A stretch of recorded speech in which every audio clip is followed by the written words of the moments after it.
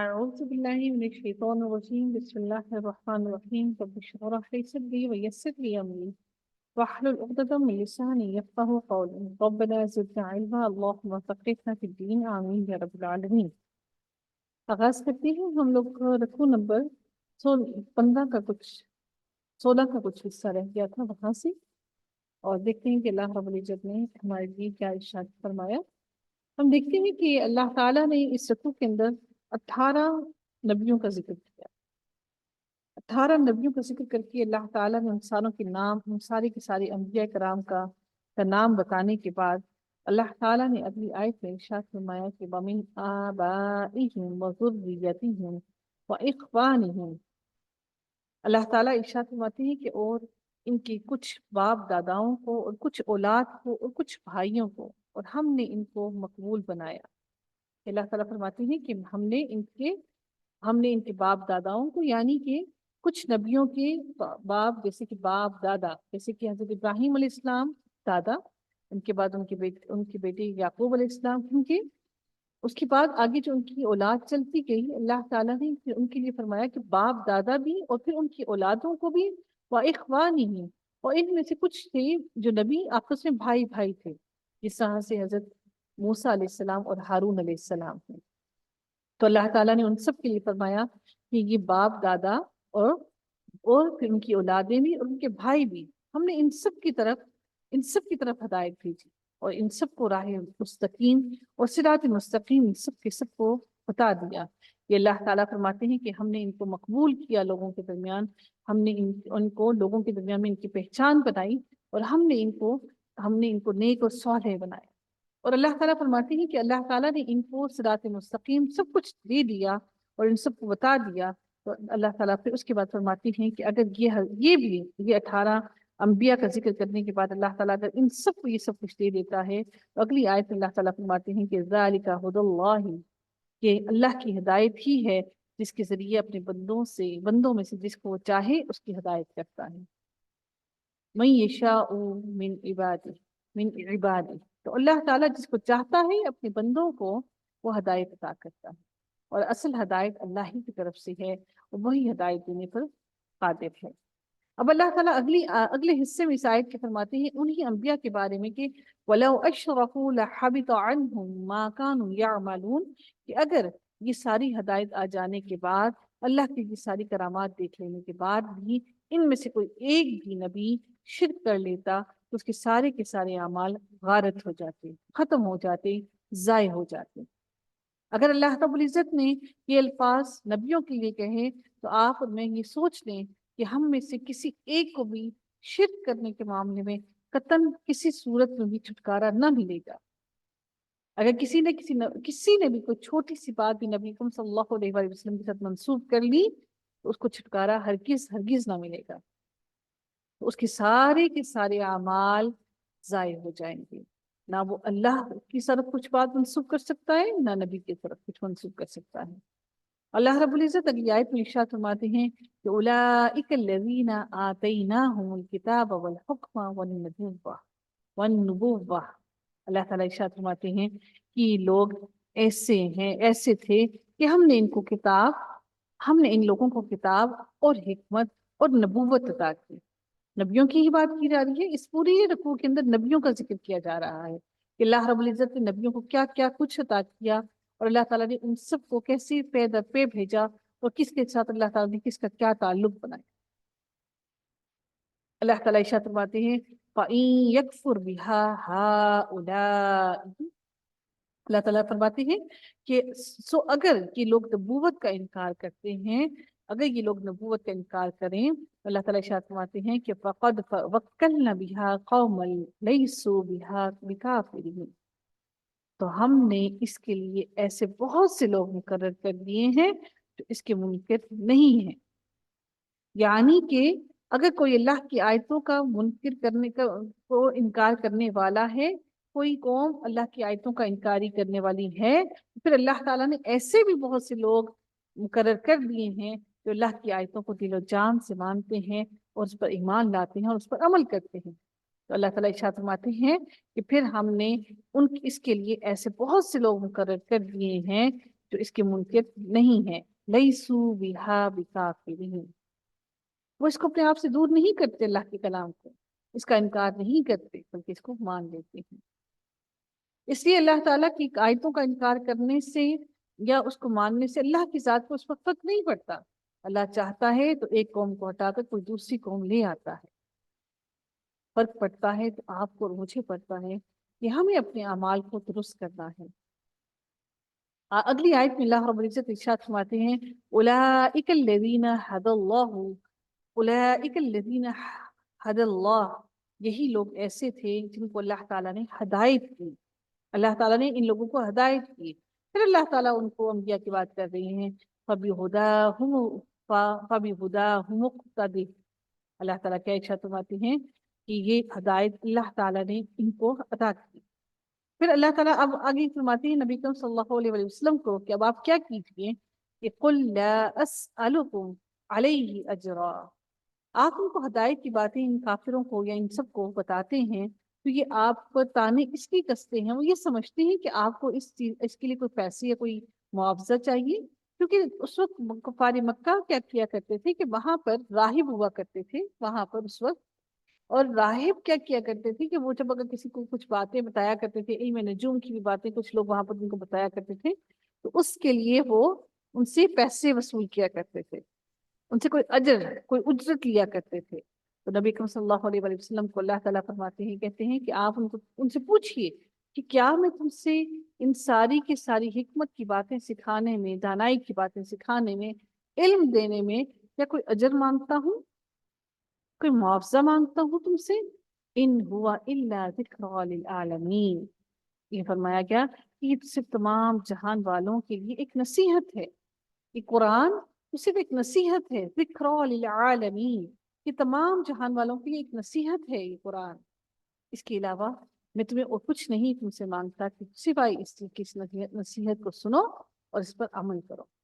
قرآن کا ایک ایک لفظ ہر ایک انسان کے لیے نصیحت ہے۔ نصیحت کیا ہوتی ہے؟ اچھی بات جس پر عمل کر کے ہم بہترین زندگی گزار سکیں۔ وَمَا قَدَرُ اللَّهَ حَقَّ قَدْرِهِ إِذْ قَالُوا، اگلی آیت میں اب اللہ تعالیٰ اگلے حصے میں ارشاد فرماتے ہیں اپنے بارے میں فرماتے ہیں کہ ان لوگوں نے ایسا اللہ کا حق نہ ادا کیا جیسا اس کا حق ادا کرنے کا حق تھا، اس کی قدر نہ کی ایسی۔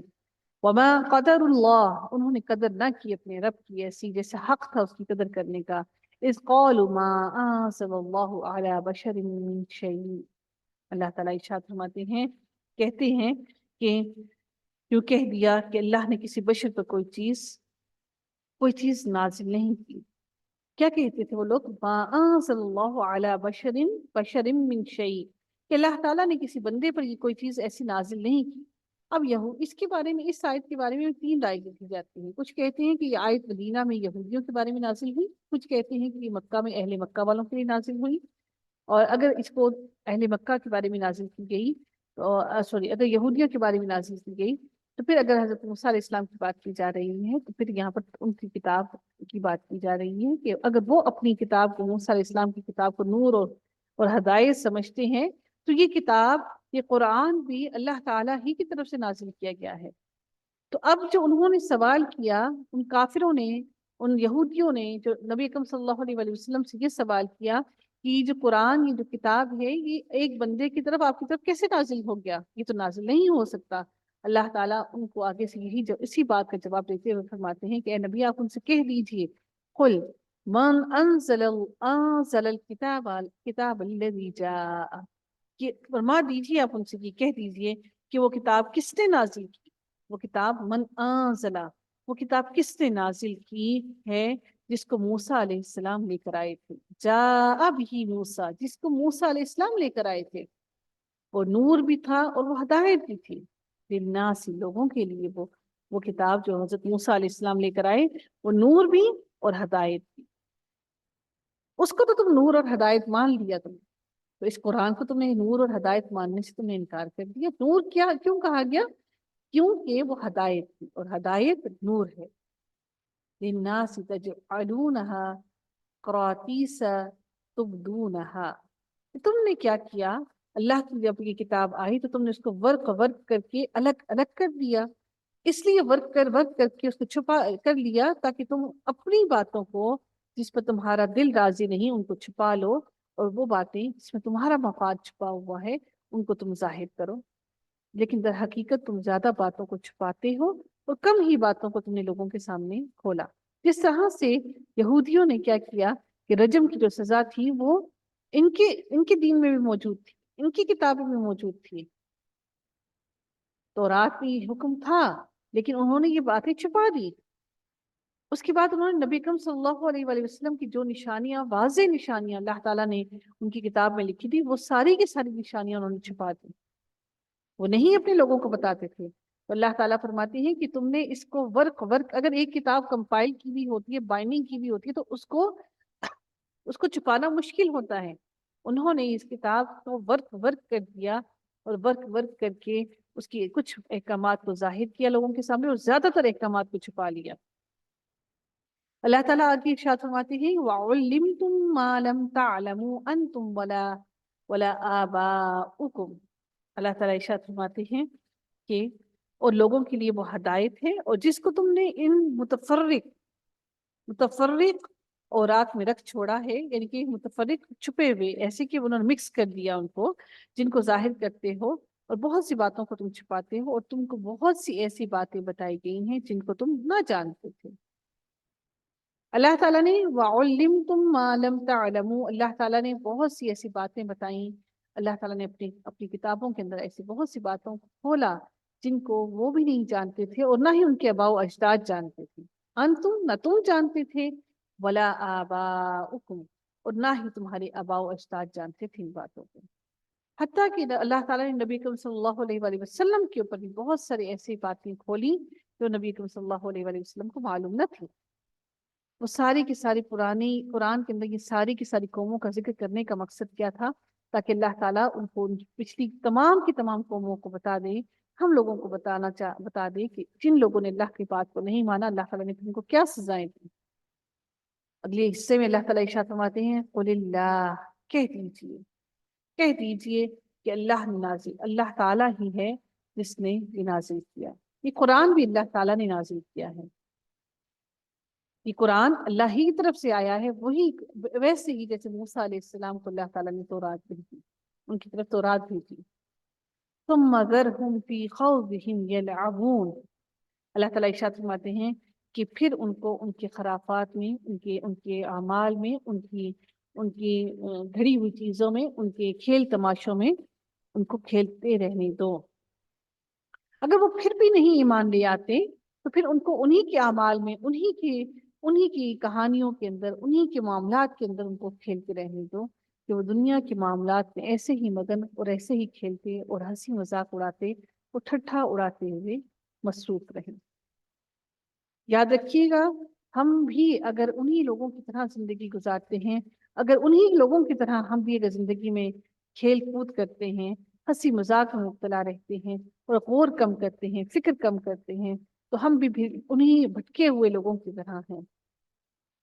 اللہ تعالیٰ ارشاد فرماتے ہیں وَهَذَا كِتَابٌ أَنزَلْنَاهُ مُبَارَكٌ مُصَدِّقُ الَّذِي بَيْنَ يَدَيْهِ، اللہ تعالیٰ ارشاد فرماتے ہیں کہ اور یہ قرآن مجید، یہ کتاب، یہ ایک ایسی کتاب ہے کہ جس کو ہم نے نازل کیا اور جو کہ بہت ہی برکت والی ہے۔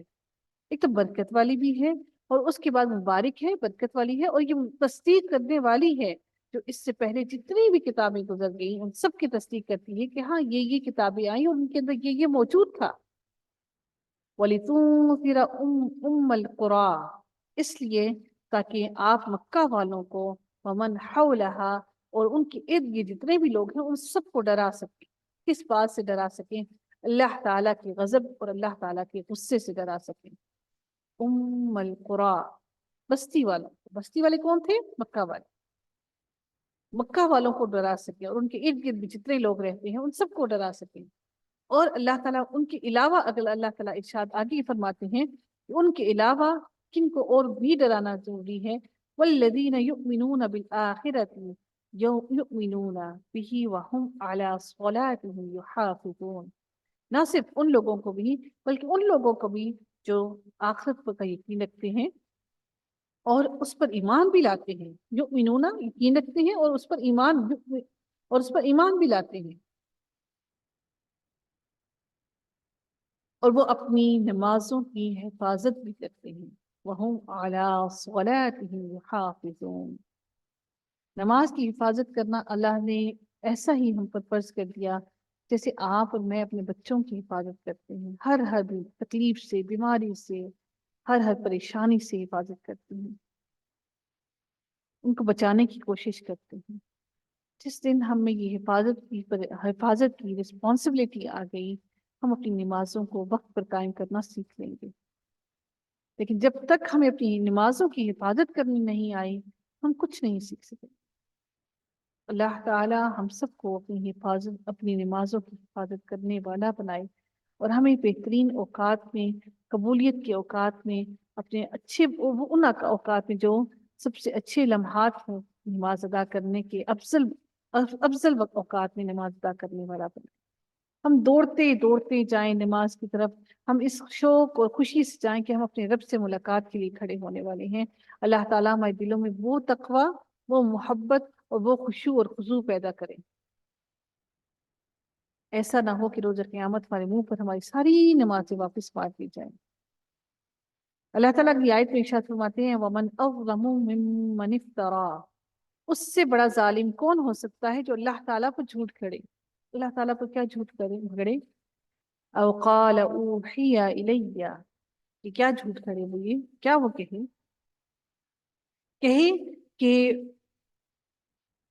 کہ جیسا کلام اللہ نے نازل کیا ہے اسی طرح کا میں بھی لاتا ہوں، میں بھی لے کر آ سکتا ہوں ایسا کلام، جیسا اللہ نے نازل کیا میں بھی ایسا کلام لے کر آ سکتا ہوں۔ اگر آپ اس وقت دیکھیں جبکہ یہ ظالم لوگ موت کی سختیوں میں ہوں گے، وَلَوْ يُوحَىٰ إِلَيْهِ شَيْءٌ وَمَنْ قَالَ سَأُنزِلَ مِثْلَ مَا أَنزَلَ اللَّهُ، کہ میں بھی ایسا کلام لے آؤں جیسا کہ اللہ تعالیٰ نے نازل کیا ہے۔ اب اللہ تعالیٰ نبی صلی اللہ علیہ وآلہ وسلم کو ارشاد فرماتے ہوئے کہتے ہیں کہ اے نبی آپ دیکھیے گا ان لوگوں کی طرف، وَلَوْ تَرَىٰ، آپ دیکھیے گا ان لوگوں کی طرف، إِذِ الظَّالِمُونَ فِي غَمَرَاتِ الْمَوْتِ، کہ جب سختیوں میں ہوں گے موت کی، وَالْمَلَائِكَةُ بَاسِطُو أَيْدِيهِمْ، وہ جب موت کی سختیوں میں ہوں گے اور فرشتے اپنے ہاتھ بڑھا رہے ہوں گے کہ ہاں اپنی جانیں نکالو، اخرجوا انفسکم، نکالو اپنی جانیں، ہاتھ بڑھا کر کیا حلق میں ڈال دیں گے، حلق میں ڈال کے کھینچیں گے، ہمارے جسم میں سے روحوں کو کھینچ کے باہر نکالیں گے اور تار تار ہو کر ہمارا جسم چھلنی ہو جائے گا، اور وہ چلتا پھرتا جسم، ایسے تکبر میں گھومتا جسم، ایسے طاقتور جسم بالکل نڈھال ہو کر بستر پر گر جائے گا بے جان ہو کر، دوسروں کے ہاتھوں، دوسرے اٹھائیں گے، سمیٹیں گے، کروٹیں بتلائیں گے، کتنے بے بس ہوں گے کہ دوسرے پانی ڈالیں گے اور نہلائیں گے، کتنے بے بس ہوں گے جب ہمیں پریشانی ہوگی، قبر میں جانے والے ہیں، اب کوئی بچانے والا نہیں، کوئی روکنے والا نہیں، کوئی ایک رات ہی اپنے پاس میں رکھ لے، کوئی آج کی رات ہی ہمیں بچا لے، کوئی آج کی رات اس اندھیری قبر کے حوالے نہ کرے۔ ہم اس پریشانی میں اپنی ایک میت بن کر لیٹے ہوں گے، اور سب لوگ اپنی اپنی گھڑی دیکھ رہے ہوں گے کہ کب میت کو قبر کے حوالے کرنا ہے، کب میت کو قبر کے حوالے کر کے اپنی رسپانسبلٹی پوری کرتے ہیں، اور سب لوگ اس انتظار میں ہوں گے کہ کب جنازہ پڑھا جائے اور کب ہم واپس پلٹ جائیں اپنے اپنے کام۔ کبھی آپ لوگوں نے سوچا کہ ہم شادیوں میں، دعوتوں پر جاتے ہیں، کوئی وقت کی پابندی نہیں کرتا، کوئی ایک بھی وقت کی پابندی نہیں کرتا، جی بارات اس ٹائم آنی ہے، بارات آئے گی 2 گھنٹے لیٹ، دعوت پہ جا رہی ہیں اس ٹائم آنا ہے، جائیں گے 3 گھنٹے لیٹ، اور جب میت اٹھنے لگتی ہے نا تو جیسے ساروں کی گھڑیاں ایک ہی وقت پر چل رہی ہیں. سینکڑوں لوگ ہوتے ہیں، سینکڑوں لوگ، ہر ایک وقت پر پہنچتا ہے. کیوں؟ اس بندے کو قبر کے حوالے کر دو، لے جاؤ اس کو اس کے اعمال کے ساتھ اس اندھیری کوٹری کے اندر ڈال دو. اولاد تڑپتی ہے، بلکتی ہے، روتی ہے ماں کے لیے، باپ کے لیے. کوئی ہے جو ایک رات کے لیے اور رکھ لے؟ وہ شوہر جس کے لیے آپ نے سب کچھ چھوڑا، اپنی ساری محنتیں لگائیں، اپنی ساری کی ساری جوانی دے دی، رکھے نا ایک رات کو اور آپ کو اپنے پاس. اب کیوں رکھیں گے؟ اب تو بے جان ہو گئے، اب تو ایک میت بن گئے، اب تو نام بھی چلا گیا، اب تو کوئی نام لے کر بھی نہیں پکارتا. اب سب کہتے ہیں کہ یہ تو میت ہے.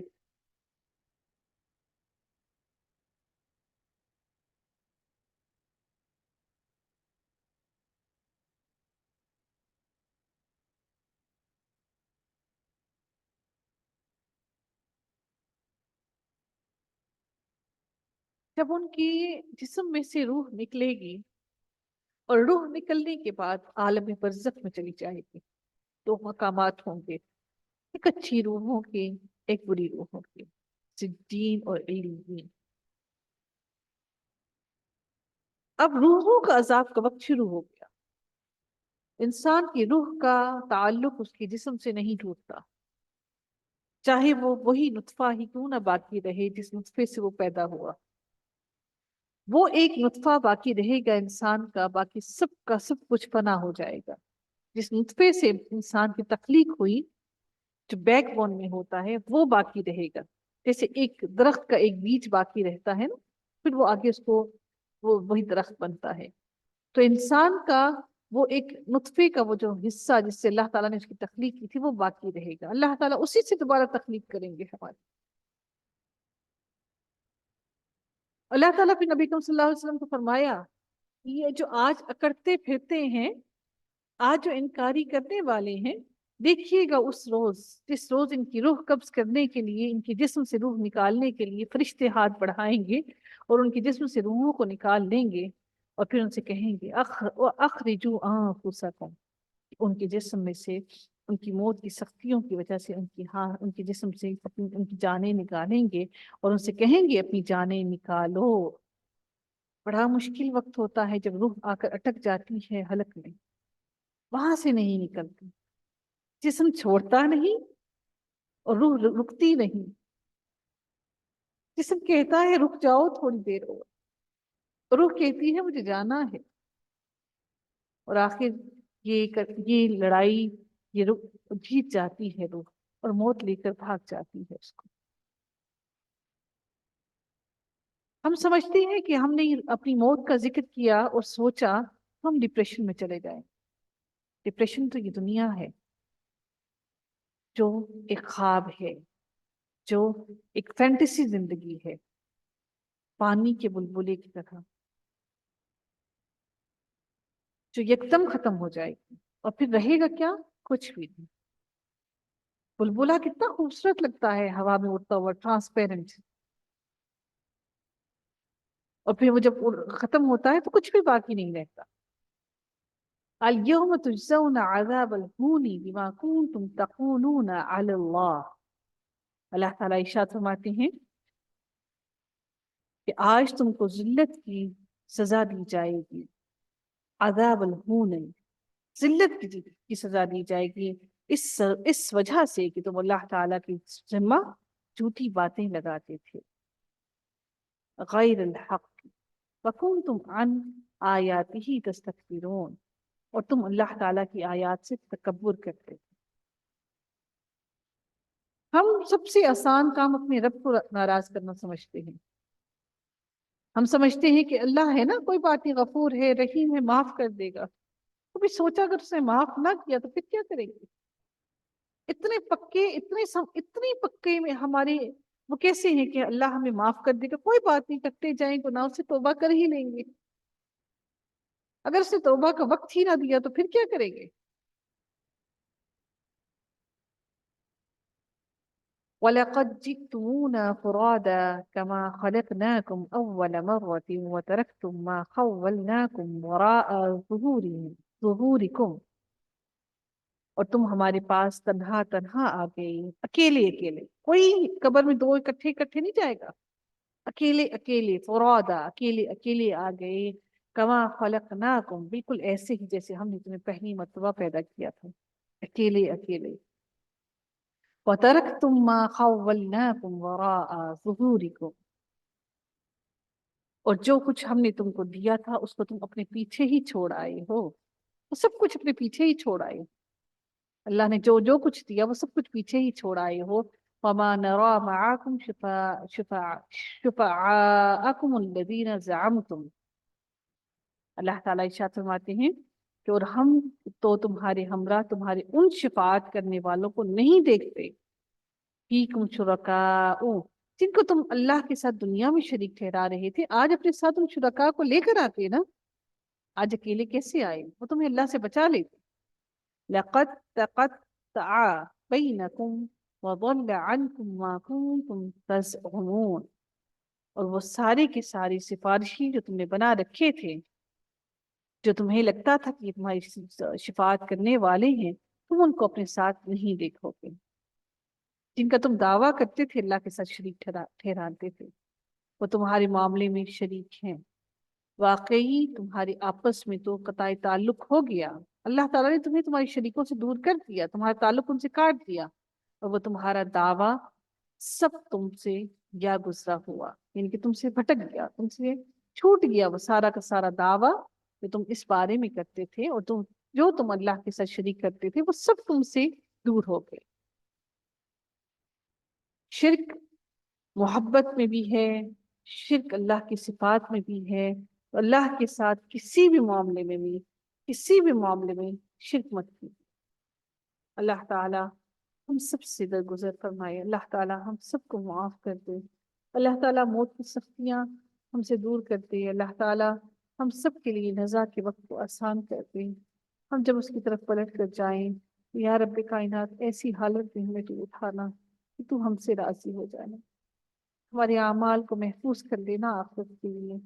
اللہ تعالیٰ ہم سب کو بھٹکنے سے محفوظ کر لیں.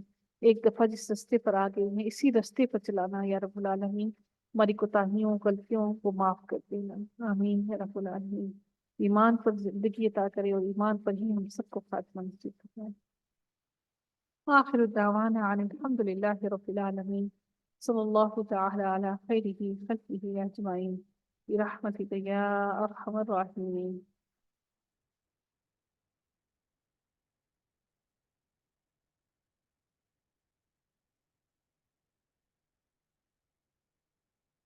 سبحان ربك رب العزة عما يصفون وسلام على المرسلين والحمد لله رب العالمين.